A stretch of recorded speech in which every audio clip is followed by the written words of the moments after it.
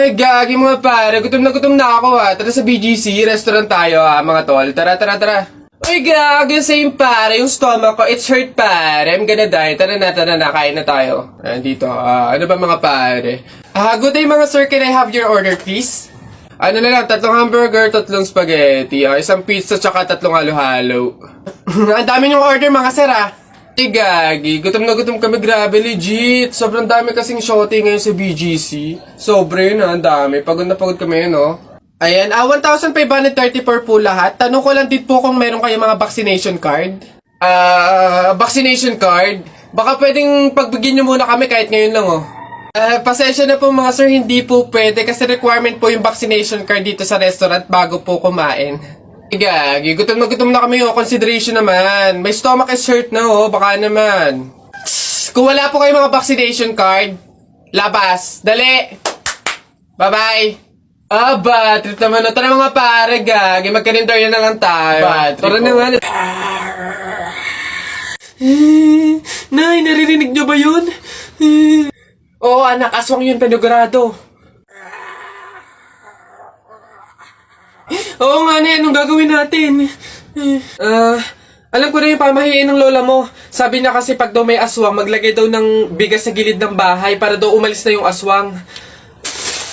Ito, lagay mo sa gilid ng bahay, anak. Sige, Nay. Oh, ayan na, umalis ka na, aswang ka! Ayan. Sa wakas may pangsaing na rin ako. Mga oto-oto, pabahin, pamor! Tipid-tipid ng mga to. 1 kilong bigas lang. Ano man lang 1 kabang bigas. Saan ba sunod? Ay, ayun. Nak! Nay! Bakit? Mamaya bago ilibing yung lolo mo, kunin mo yung pera sa kamay niya, ha? Ha? Grabe naman. Bakit kukunin? Kasi pamahiin daw. Swerte daw yung pera na yun. Dali. Ay, totoo, Nay? Sige. Lo, tabi-tabi lang po muna ha. Kukunin ko lang po yung pera kasi sabi po swerte daw po yun. Hoy! Anong swerte-swerte? Walang makikinabang na swerte ko hanggang sa huli kong hantungan. Dadaya ng mga to swerte-swerte. Ako na nga tong namatay, aagawan nyo pa ako ng swerte. Makaranas man lang ako ng swerte sa langit, no? Akin yan! Swerte. Ayan na.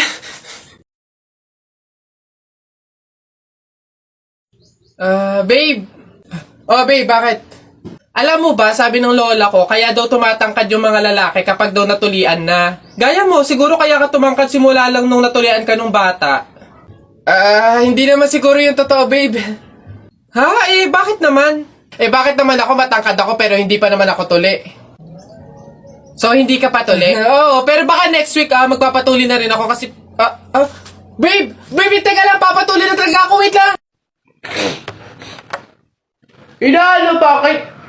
Bakit na ba nayabang mo? Panapok, ano?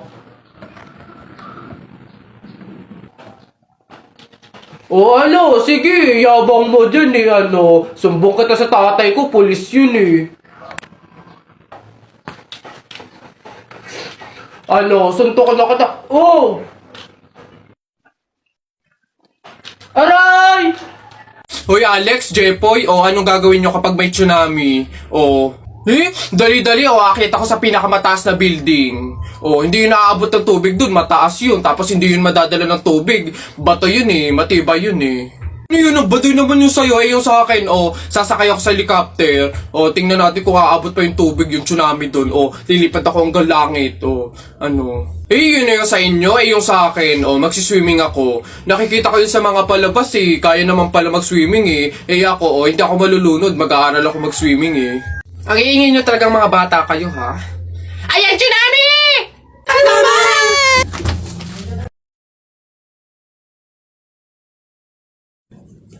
Hoy, princess!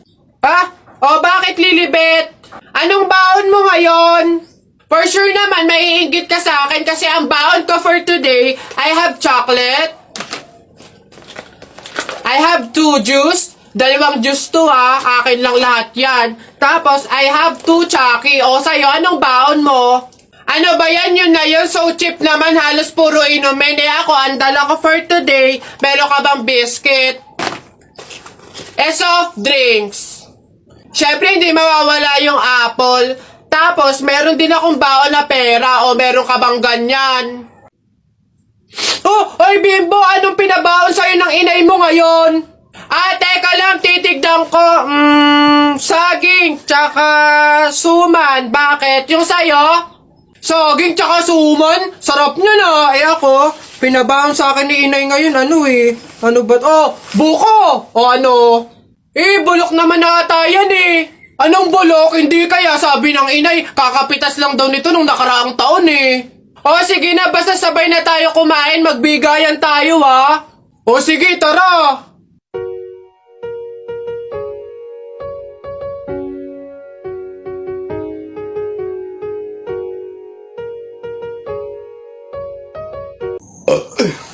Ay!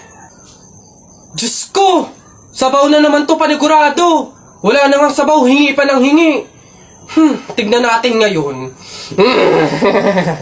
Hello sir, again and again and again and again. Ito na po sabaw nyo. Yan. Sarap niyan. Salamat, salamat.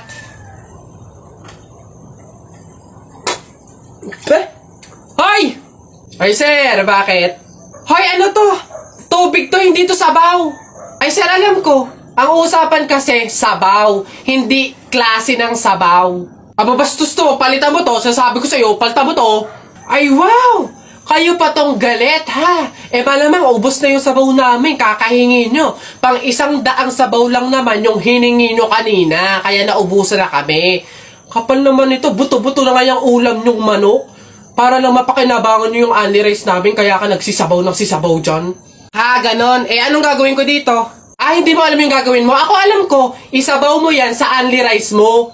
Gawin mong sabaw tubig. Visit to. Uy, Telay, nako. Una na ako, salamat sa pahapunan. Ay, nako, sige, ingat ka, walang anuman. Sige po, tita, ingat po. Bye, salamat ulit. Sige. Anak. Nay, bakit? Iikot mo yung plato, bilis. Ha? Bakit, Nay?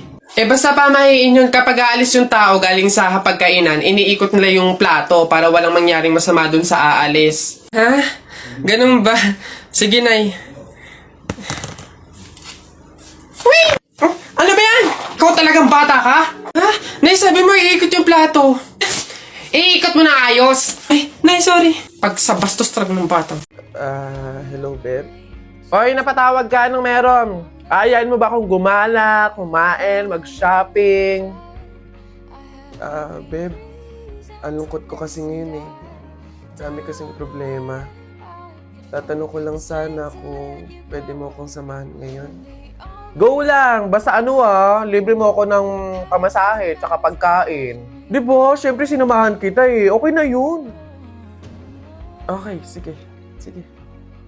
See you. Hoy guys! Miss ko na kayo!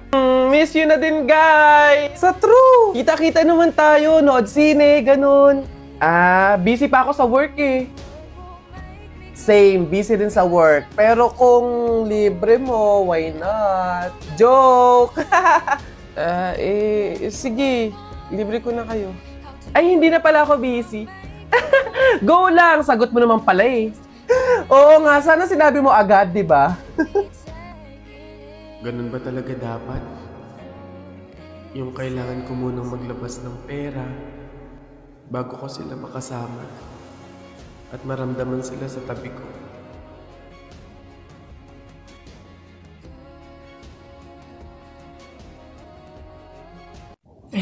Pabili pa! Pabili! Ano ba yan? Natutulog ang ingay-ingay. Ano ba yan? Pabili nga po ako nung 2 juice po. Bayan eh. Ano pa? Tapos, C2 po. Ano pa? Ano pa ba? Tsaka po ng Chucky. Tsaka ng soft drinks po. Yun lang po. Akin na bayad. Ito po yung bayad. Ano? Sa dinami-dami mong bibilhin, pipiso lang palang pera mong bata kang na demonyo ka? Uy, pre! Oh, ano na naman? Eto na nga, pre, ikikwento ko. Naniniwala ka ba sa mga pamahiin? Ba, hindi ako papaloko sa mga ganyan, mga pang-uto-uto lang yung mga pamahiin na yan. Ay nako, pre, ngayon, kailangan mo nang maniwala. Bakit naman? Anong mangyayari kung hindi ako sumunod sa pamahiin na yan? Ay nako, pre, hindi mo naiitanong. Nung hindi ako sumunod dun sa pamahiin na yon, may nangyari sa aking masama. Ay, oh? Ano yun? Ano nangyari? Hindi ko kasi sinunod yung pamahiin na kapag nakabasag ka ng pinggan, wag na wag kang lilingon kasi tsak na may mangyayari sa yung masama. Na-experience ko, may nangyari talaga sa akin. Bawal lang talaga sabihin eh. Kaya, mas mabuting sundin mo na lang. Ayan, daya naman. Ba't hindi pwedeng sabihin? Pero sige, ano yung pamahiin? Pag nakabasag ako ng pinggan, wag akong titingin sa likod kasi may mangyayari sa akin masama. Sige, noted. Susundin ko yung pamahiin na yan. Nay, anong ulam? Ay, nabasag ko yung pinggan. Huwag titingin sa likod, pamahiin yun. Masama yun, may mangyayari sa yung masama. Huwag kang titingin. Teka lang. Paano kung inuuto lang ako nun? Paano kung hindi naman totoo yung mga pamahiin na yan? Diyos ko po, hindi ako papaniwala sa mga ganyan. Ay! Ano ka? Sorry po! Ikaw na bata ka, humanda ka talaga sa akin. Kasal ko pa yan, tapos binasag mo lang? Ha? Pasok! Garote talaga yung aabutin mo sa akin! Pasok! Magtanda ka ngayong bata ka! Kaya pala bawal lumingon. May mangyayaring ang masama. Maglalayas ako, sakit-sakit ang palo nyo.